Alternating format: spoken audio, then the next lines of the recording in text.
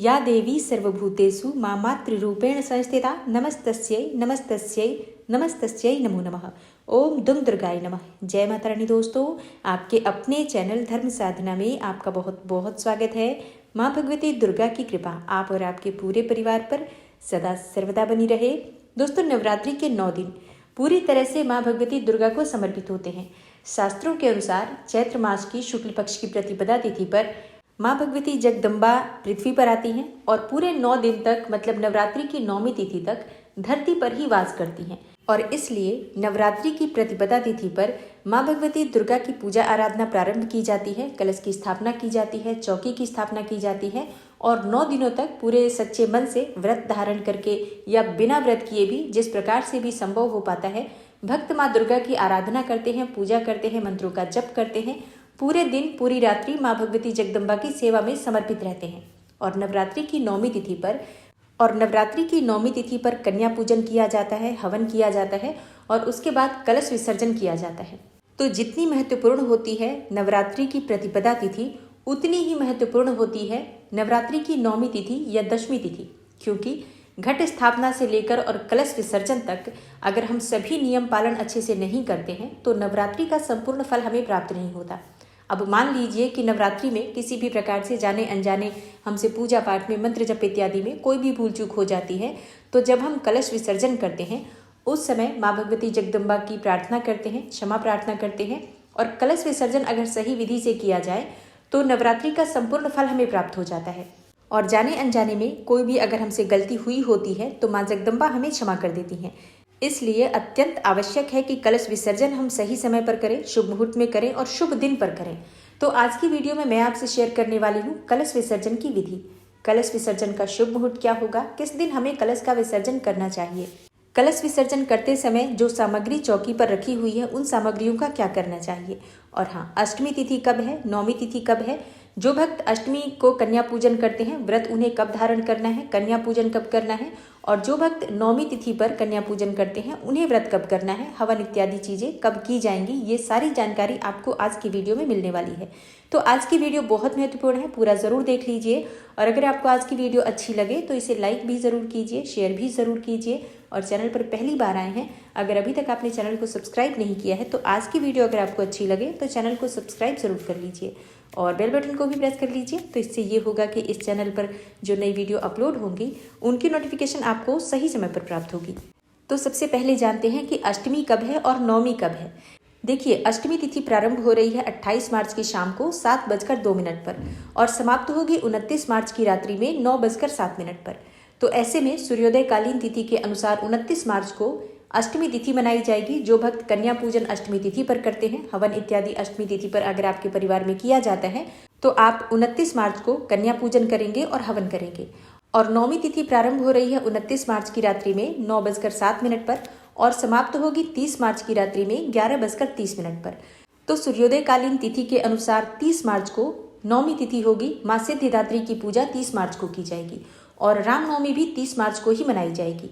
तो ऐसे में देखिए, जो भक्त 9वीं तिथि के दिन कन्या पूजन करते हैं, हवन करते हैं, वो अष्टमी तिथि के दिन व्रत धारण करेंगे, मतलब 29 मार्च को आप व्रत करेंगे और 30 मार्च को कन्या पूजन और हवन इत्यादि किया जाएगा।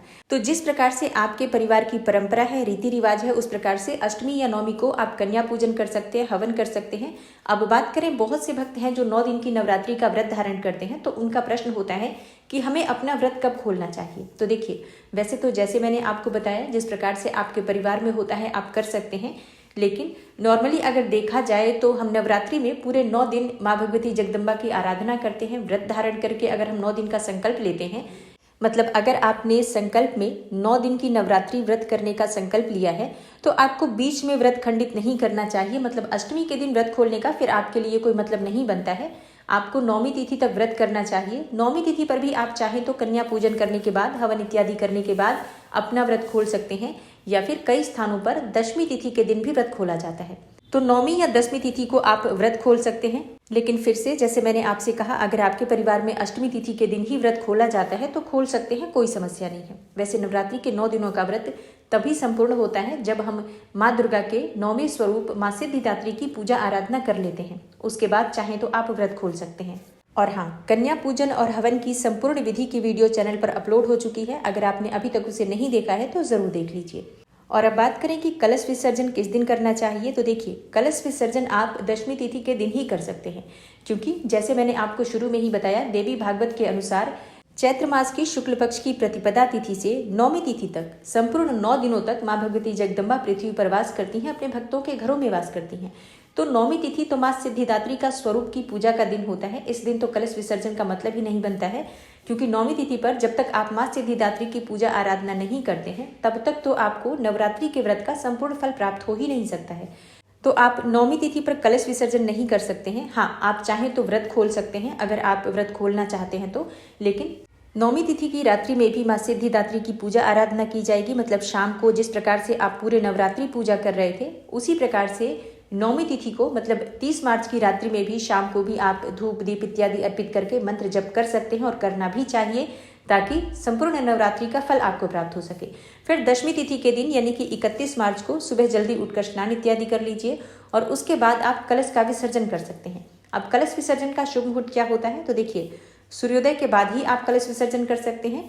तो सुबह सूर्योदय काल का समय है सुबह 6:30 पर, और सुबह 6:30 बजे से लेकर 10 बजे तक आप आराम से कलश विसर्जन कर सकते हैं। तो आप दशमी तिथि के दिन प्रातःकाल जल्दी उठ जाइए, स्नान इत्यादि कर लीजिए, और जिस प्रकार से आप प्रतिदिन पूजा करते हैं अपने घर में, जैसे कि नवरात्रि में जो आप पूजा प्रतिदिन कर रहे थे, उसी प्रकार से पहले आपको भगवान सूर्यदेव को जल अर्पित करना है। उसके बाद से अपने घर के मंदिर में आ जाइए, चौकी पर विराजित सभी देवी देवताओं को प्रणाम कीजिए। उसके बाद शुद्ध आसन डालकर और चौकी के समक्ष बैठ जाइए। माँ के सामने शुद्ध घी का एक दीपक प्रज्वलित कीजिए। थोड़ा सा शुद्ध जल लेकर अपने ऊपर छिड़किए। अपने आसपास जो पूजा की सामग्री है सब पर थोड़ा थोड़ा जल का छिड़काव कीजिए, जिससे कि आसपास की जो चीजें हैं वो शुद्ध हो जाए, पवित्रीकरण हो जाए। और इसके बाद चौकी पर जो आपने देवी देवता विराजित कर रखे हैं, जैसे कि कलश में 33 कोटि देवी देवताओं का वास होता है, भगवान गणपति को हमने विराजित किया हुआ है, माँ भगवती दुर्गा की मूर्ति या प्रतिमा आपने स्थापित की है, सब पर थोड़ा थोड़ा जल का छिड़काव कीजिए। आप इसके लिए पुष्प का प्रयोग कर सकते हैं, या किसी चम्मच से भी आप इन पर जल का छिड़काव कर सकते हैं। और इसके बाद इन सभी देवी देवताओं की विधिवत पूजा आराधना कीजिए, जैसे कि गणपति की पूजा, कलश देवता की पूजा और माँ भगवती की पूजा। जिस प्रकार से आप प्रतिदिन कर रहे थे, धूप दीप अक्षत पुष्प ये सभी चीजें माँ को अर्पित कीजिए।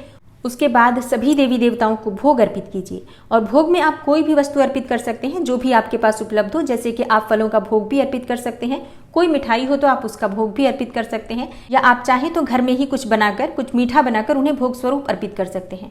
तो विधि विधान से माँ की पूजा आराधना कीजिए, आरती कीजिए। उसके बाद से क्षमा प्रार्थना कीजिए कि हे माँ भगवती, नवरात्रि के इन 9 दिनों में मैंने आपकी विधि विधान से पूजा की, अपनी शक्ति सामर्थ्य के अनुसार आपकी पूजा की, सेवा की।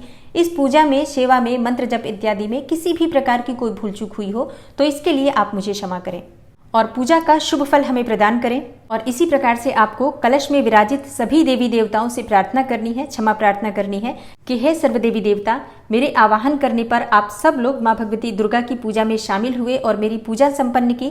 पूजा में, प्रार्थना में किसी भी प्रकार की जाने अनजाने गलतियां हुई हो, इसके लिए आप हमें क्षमा करें।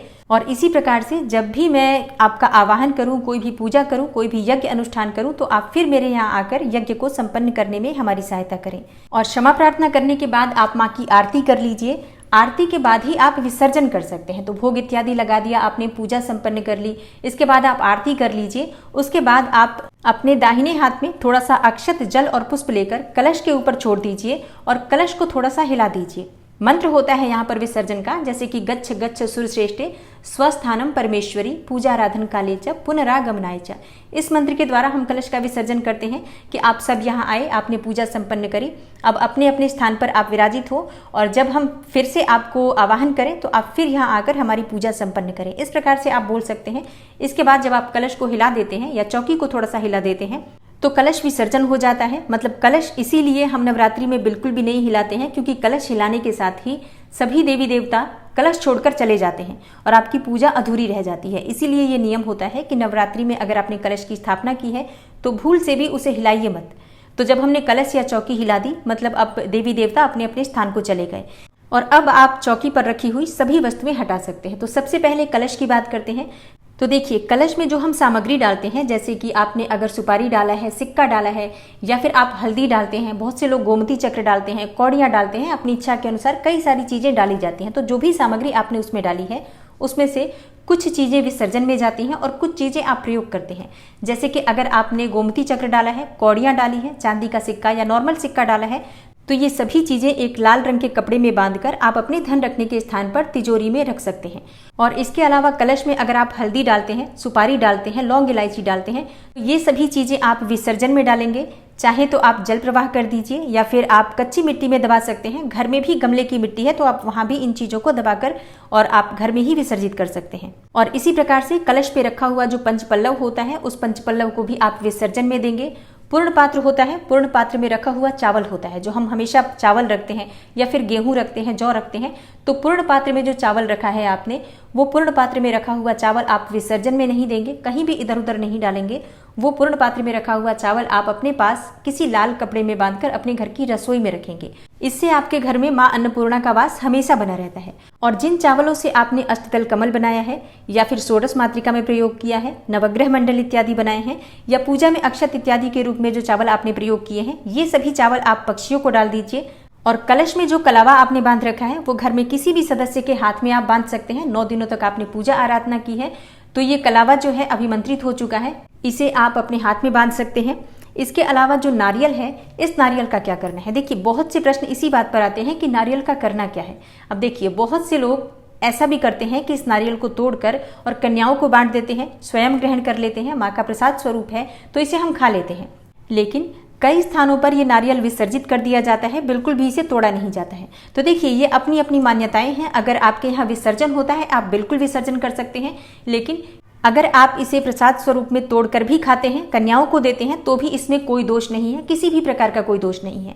तो आपके यहाँ जिस प्रकार से भी इस नारियल का प्रयोग किया जाता है आप कर सकते हैं, कोई समस्या नहीं है। और अगर आपने घर में ज्वारे लगा रखे हैं, जैसे कि सप्तधान्य बो रखा है या जौ बो रखा है, तो उसका क्या करना है? देखिए, नवरात्रि में जो हम घर में ज्वारे लगाते हैं, इसे घर की सुख समृद्धि से जोड़कर देखा जाता है। माँ के आशीर्वाद के तौर पर हम इसे देखते हैं, क्योंकि जिस प्रकार से ज्वारे हमारे उगते हैं उसको लेकर आगे आने वाले समय के बारे में बहुत सी जानकारियां हमें प्राप्त होती हैं। तो ज्वारे जो आपने बो रखे हैं, इसे चांदी के सिक्के से काटना चाहिए। मतलब आप इसे चाकू से नहीं काटेंगे। चांदी का सिक्का है तो चांदी के सिक्के से काट लीजिए, या किसी ऐसी वस्तु से जो कि लोहे की ना हो, ऐसी किसी वस्तु से हमें काटना चाहिए। ज्वारे बहुत शुभ माने जाते हैं ये, तो इनको काटने के लिए लोहे की चीज का प्रयोग नहीं करना चाहिए। और ज्वारे काटने के बाद सबसे पहले भगवान को अर्पित करना चाहिए। भगवान श्री राम को अर्पित कीजिए, भगवती दुर्गा को अर्पित कीजिए, जो भी देवी देवता आपके घर में विराजित हैं सबको थोड़े थोड़े ज्वारे अर्पित कीजिए, जैसे कि आप पुष्प इत्यादि अर्पित करते हैं। और इनमें से कुछ ज्वारे आप अपने धन रखने के स्थान पर रख सकते हैं। बच्चों की अलमारियां जो बुक सेल्फ होती हैं उसमें आप रख सकते हैं।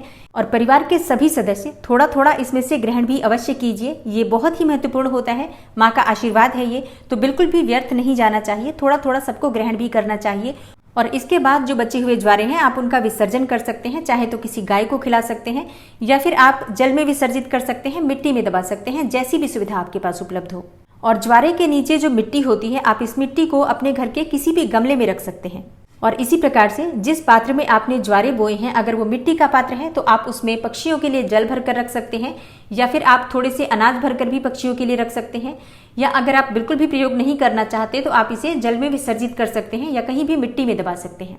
और हाँ, कलश में रखे हुए जल की बात करें तो कलश में जो रखा हुआ जल होता है, प्रत्येक सदस्य को थोड़ा थोड़ा अपने दाहिने हाथ में लेकर ग्रहण करना चाहिए। पूरे घर में इस जल का छिड़काव कीजिए।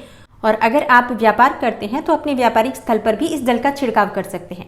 और जो लोग खेती करते हैं, किसान भाई, वो अपने खेतों में इस जल का छिड़काव जरूर करें। और इसके बाद जो बचा हुआ जल होता है उसे आप अपने गमले में डाल सकते हैं। घर की मिट्टी जो होती है, कच्ची मिट्टी, वहां पर आप डाल सकते हैं। ध्यान रखिए, चौकी पर रखी हुई कोई भी चीज आप ऐसी जगह ना फेंकें जहां पर कि किसी का पैर लगे, इस बात का ध्यान रखिए। और अब बात करते हैं कि चौकी पर रखी हुई चीजों का आपको क्या करना है। तो देखिए, चौकी पर जो आपने लाल कपड़ा बिछा रखा है उसे आप विसर्जित नहीं करेंगे, उसे धोकर रख दीजिए। आप पूजा में उसका प्रयोग कर सकते हैं। कभी भी दोबारा भी आप चाहें तो चौकी जब बिछाएंगे तो आप उस लाल कपड़े को बिछाकर पूजा कर सकते हैं, या फिर आप अपने घर के मंदिर में भी उसका प्रयोग कर सकते हैं। और अब बात करते हैं कि माँ दुर्गा की जो मूर्ति आपने स्थापित की है उसका क्या करना है। देखिए, अगर आपने माँ दुर्गा की मिट्टी की मूर्ति स्थापित की है तो बिल्कुल आप उसका विसर्जन कर सकते हैं। लेकिन अगर आपने फोटो रखी है या फिर मूर्ति रखी है धातु की, तो उसे आप अपने घर के मंदिर में रख सकते हैं और उसकी प्रतिदिन पूजा आराधना कर सकते हैं। लेकिन अगर आप हर साल फोटो खरीदते हैं, मतलब हर नवरात्रि में आप फोटो खरीदते हैं और विसर्जित करते हैं, आपने इसी प्रकार का नियम बना रखा है, तो आप बिल्कुल विसर्जित कर सकते हैं, कोई समस्या नहीं है। लेकिन प्रयास करना चाहिए कि जिस मूर्ति की पूजा या जिस फोटो की पूजा हम प्रतिदिन मंदिर में कर रहे हैं, नवरात्रि में भी उन्हें ही चौकी पर स्थापित करके उनकी विधिवत पूजा आराधना करें और नवरात्रि समाप्त होने के बाद फिर से उन्हें मंदिर में स्थापित करके आप प्रतिदिन पूजा कर सकते हैं। और अब बात करते हैं कि लाल चुन्नी जो आपने माँ को अर्पित की है या फिर जो आप नारियल पर लपेटते हैं लाल चुन्नी, उसका क्या करना चाहिए। तो देखिए, ये चाहे तो आप विसर्जित कर सकते हैं या फिर अपने घर में जो आपने माँ की मूर्ति वहां से हटाई, तो माँ की मूर्ति के साथ ही वो चुन्नी भी आप माँ को अर्पित करके जहां पर विराजित करते हैं वहां विराजित कर दीजिए। नारियल पर अगर आप चुन्नी बांधते हैं तो बिल्कुल आप चाहे तो इनका विसर्जन कर सकते हैं, लेकिन अगर आपने कलावा बांध रखा है तो उस कलावे को घर में किसी भी सदस्य के हाथ में आप बांध सकते हैं। और अब बात करते हैं कि जो प्रतिदिन पूजा में पान, इलायची, लौंग, सुपारी ये सभी चीजें प्रयोग करते हैं, उसका क्या करना चाहिए। तो देखिए, इनमें से कुछ चीजें हम विसर्जित कर देंगे, जैसे कि आप पान के पत्ते विसर्जित कर दीजिए, आम के पत्ते या फिर जो पुष्प इत्यादि हम अर्पित कर रहे हैं प्रतिदिन, उन सभी चीजों को नवरात्रि के अंतिम दिन, मतलब जब विसर्जन हम करेंगे तो जल विसर्जन कर देंगे या मिट्टी में दबा देंगे। ये ध्यान रखिए, नवरात्रि के बीच में किसी भी प्रकार से किसी भी सामग्री का विसर्जन आप नहीं करेंगे। पूरी नवरात्रि में आप जो भी चीजें माँ को अर्पित करते हैं, चाहे आप पुष्प अर्पित करते हो या फिर आप पान के पत्ते, लौंग, इलायची अर्पित करते हो, तो एक दिन की सामग्री आप अगले दिन वहां से हटाकर रख दीजिए, जैसे कि किसी एक जगह इकट्ठे करते जाइए और अंतिम दिन कलश विसर्जन के समय ही सभी सामग्री एक साथ विसर्जित की जाती है। नवरात्रि में किसी भी प्रकार से किसी भी सामग्री का विसर्जन नहीं किया जाता, इस बात का ध्यान रखिए। तो पान के पत्ते, पुष्प इत्यादि और सुपारी आप विसर्जन में देंगे। लौंग और इलायची का आप प्रयोग कर सकते हैं अपने खाने में। जो भी लौंग इलायची आपने नवरात्रि में 9 दिनों में अर्पित की हैं, आप चाहें तो उसका खाने में प्रयोग कर सकते हैं, लेकिन अगर आप नहीं करना चाहते खाने में प्रयोग इसको, तब आप विसर्जित कीजिए। देखिए, चौकी पर जो भी चीजें हम माँ को अर्पित करते हैं, प्रतिदिन पूजा में जो भी चीजें हम माँ को चढ़ाते हैं, ये सभी चीजें माँ का प्रसाद बन जाती हैं। तो विसर्जन हमें किन चीजों का करना चाहिए, जिनका हम बिल्कुल भी प्रयोग नहीं कर सकते हैं। जिन चीजों का हम प्रयोग कर सकते हैं किसी भी प्रकार से, तो उन चीजों को हम विसर्जित न करें, उनका प्रयोग स्वयं करते हैं, बहुत ही श्रेष्ठ फल की आपको प्राप्ति होती है। और अब बात करते हैं कि कलश जो आपने रखा हुआ है उसका क्या करना है। देखिए, अगर आपने धातु का कलश रखा है तब तो आप उसका प्रयोग कर सकते हैं अपने घर में, कभी भी पूजा में प्रयोग कर सकते हैं। लेकिन अगर आपने मिट्टी का कलश रखा हुआ है तो दोबारा आप पूजा में इसका प्रयोग नहीं कर सकते हैं, लेकिन आप इसमें थोड़ी सी मिट्टी डालकर कोई पौधा लगा सकते हैं। और अगर आप ऐसा नहीं करना चाहते तब आप इसका विसर्जन कर सकते हैं, कहीं भी आप कच्ची मिट्टी में दबा दीजिए या फिर आप जल विसर्जन कर सकते हैं। और इसी प्रकार से अगर आपने मिट्टी के दीपक का पूजा में प्रयोग किया है तो आप उस दीपक को विसर्जित करेंगे, क्योंकि दीपक एक बार प्रज्वलित करने के बाद दोबारा से आप नहीं प्रयोग कर सकते। मिट्टी के दीपक का प्रयोग सिर्फ एक ही बार कर सकते हैं। लेकिन अगर आपने धातु का दीपक प्रयोग किया है तो आप उसे धोकर साफ करके अपने घर में पूजा में प्रयोग कर सकते हैं। और बात करें अखंड दीपक की, और अब बात करते हैं कि सुहाग की सामग्री जो आपने माँ को अर्पित की है उसका क्या करना है। तो देखिए, आपने जो माँ को सुहाग की सामग्री अर्पित की है उसका आप प्रयोग स्वयं भी कर सकते हैं, लेकिन कुछ चीजें आपको दान भी जरूर करनी चाहिए। किसी सुहागन स्त्री को आप दान कर सकते हैं या किसी ब्राह्मण की पत्नी को दान कर सकते हैं। किसी को भी दान करें, सुहागन स्त्री होनी चाहिए, इस बात का ध्यान रखिए। तो सुहाग की सभी सामग्री आपको दान नहीं करनी है। जो चीजें आप प्रयोग कर सकते हैं आप स्वयं कर लीजिए और कुछ चीजें उसमें से किसी सुहागन स्त्री को दे दीजिए। इससे आपके सौभाग्य में वृद्धि होती है। तो चौकी पर से एक एक करके आप सभी चीज़ें हटा लेंगे, मतलब जो भी चीज़ें जिस प्रकार से आपको प्रयोग करनी है आप उसका प्रयोग करने के लिए एक तरफ रखते जाइए, और जो चीज़ें विसर्जन में जाएंगी जैसे कि फूल, पत्ते इत्यादि, वो आप अलग एक तरफ रखते जाइए। और हाँ, सामग्री रखते समय आपको एक चीज़ का ध्यान रखना है, कोई भी चीज़ आपको सीधे जमीन पर नहीं रखनी है। कोई भी एक बड़ा पात्र ले लीजिए जिसमें कि आप सभी सामग्री रख सकें। जमीन पर क्यों नहीं रखना है, क्योंकि देखिए, सभी चीज़ें जब हमने माँ दुर्गा की पूजा आराधना की है तो सब में शक्ति है, सब में ऊर्जा है। मतलब देखिए, चौकी पर रखी हुई सभी वस्तुओं में माँ दुर्गा का आशीर्वाद आपको प्राप्त हो गया है और ये सभी वस्तुएं प्रसाद के तुल्य हो गई हैं, इसलिए इनका अपमान नहीं करना चाहिए। कोई न कोई नीचे वस्तु रख लीजिए जिसमें कि आप सभी सामग्री रख पाएं। और चौकी पर से सभी सामग्री हटाने के बाद आप चौकी हटा लेंगे। और हाँ, एक और चीज़ का आपको ध्यान रखना है, चौकी हटाने के बाद उस स्थान को खाली नहीं रखा जाता है।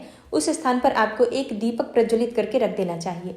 जब तक भी ये दीपक जलेगा, जलता रहेगा, मतलब स्वयं से इसे बुझाना नहीं है, अपने आप ही धीरे धीरे ठंडा हो जाए। किसी भी दीपक में, चाहे मिट्टी का दीपक हो, धातु का दीपक हो, उस स्थान पर आप रख सकते हैं। और जैसे कि मान लीजिए कि आपने अखंड दीपक प्रज्वलित किया है और अभी तक वो जल रहा है, तो उसी दीपक को आप वहाँ पर रख सकते हैं। फिर अलग से आपको दीपक प्रज्वलित करने की आवश्यकता नहीं है। और हाँ, जिन भक्तों ने अखंड दीप प्रज्वलित किया है उन्हें इस बात का ध्यान जरूर रखना है, स्वयं से आपको दीपक ठंडा नहीं करना है। अपने आप ही जब उसका घी और बाती समाप्त हो जाएगी तो वो ठंडा हो जाएगा। और हाँ, चौकी हटाते समय, सामग्री को उठाते समय माँ के मंत्रों का जप करते रहिए, माँ के नाम का स्मरण करते रहिए और माँ से प्रार्थना करते रहिए कि इन 9 दिनों में जाने अनजाने किसी भी प्रकार की भूल चूक आपसे हुई हो, उसके लिए माँ भगवती जगदम्बा आपको क्षमा करे और आपके परिवार के ऊपर अपनी कृपा बनाए रखें। तो इस प्रकार से कलश का विसर्जन आपको नवरात्रि की 10वीं तिथि के दिन करना है। और हाँ, मुझे लगता है मैंने सभी प्रश्नों के उत्तर इस वीडियो में दे दिए हैं कलश विसर्जन से संबंधित, लेकिन फिर भी अगर आपका कोई भी प्रश्न हो तो आप कमेंट बॉक्स में लिख सकते हैं। सही समय पर आपको वीडियो मिल जाएगी। मिलती हूँ मैं आपसे अगली वीडियो में, तब तक के लिए नमस्कार।